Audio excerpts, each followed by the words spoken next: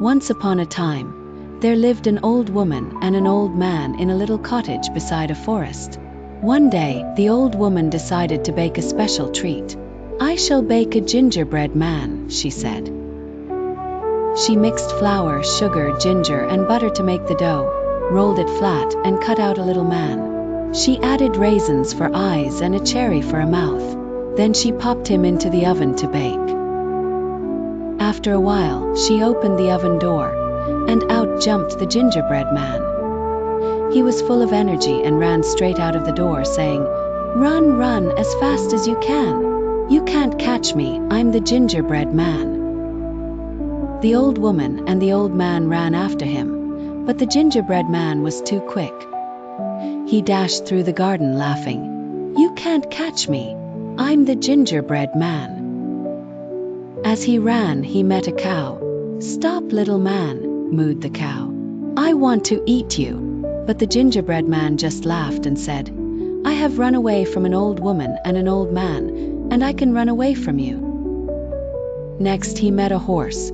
"Stop, little man," neighed the horse. "I want to eat you." But the gingerbread man just laughed and said, "I have run away from an old woman and an old man and a cow, and I can run away from you."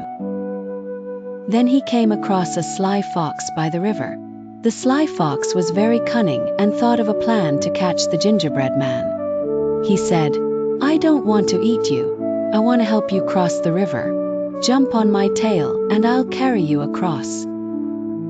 The gingerbread man, eager to cross, agreed and jumped on. Soon the fox said, "I'm sinking a bit. Jump onto my back." The gingerbread man moved closer, and the fox continued to wade into the deeper water. "I'm sinking a bit more," said the fox. "Jump onto my nose."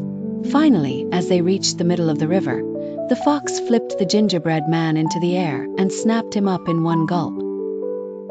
And that was the end of the gingerbread man. He was fast, but the sly fox was faster. And the gingerbread man learned, far too late, that being clever was just as important as being fast. Once upon a time, there was a little girl who lived in a small village near the forest. She was a kind and lovable girl, and because she always wore a beautiful red cloak that her grandmother had sewn for her, everyone called her Little Red Riding Hood.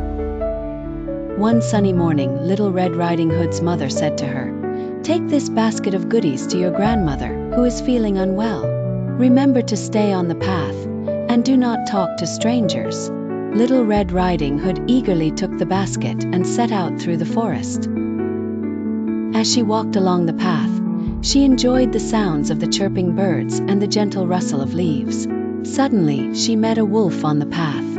The wolf, wanting to trick her, asked, "Where are you going, Little Red Riding Hood?"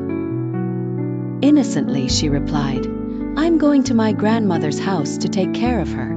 The cunning wolf asked, "Where does she live?" And Little Red Riding Hood answered without thinking, "She lives in a cottage in the woods." The wolf smiled craftily and said, "Why don't you pick some lovely flowers for her?" Little Red Riding Hood thought the idea was lovely and wandered off the path to collect flowers. Meanwhile, the wolf hurried to the grandmother's house and knocked on the door. "Who's there?" called out the grandmother. The wolf disguised his voice and said, "It is I, Little Red Riding Hood, come to visit you." The kind grandmother told him to come in, and as soon as the wolf was inside, he gobbled her up. The wolf then put on the grandmother's clothes and lay in her bed, waiting for Little Red Riding Hood. When Little Red Riding Hood finally arrived, she noticed that her grandmother looked different. "Oh, grandmother, what big ears you have!" she exclaimed. "All the better to hear you with, my dear," said the wolf, trying to sound like the grandmother. "And grandmother, what big eyes you have! All the better to see you with, my dear. And grandmother, what big teeth you have!" The wolf roared, "All the better to eat you with," and jumped out of the bed, chasing her. Just then, a brave woodcutter who was passing by the cottage heard the young girl's screams and rushed inside.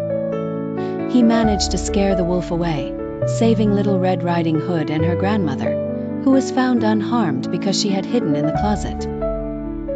Little Red Riding Hood learned her lesson that day. She promised never to stray from the path again or talk to strangers and was happily reunited with her grandmother.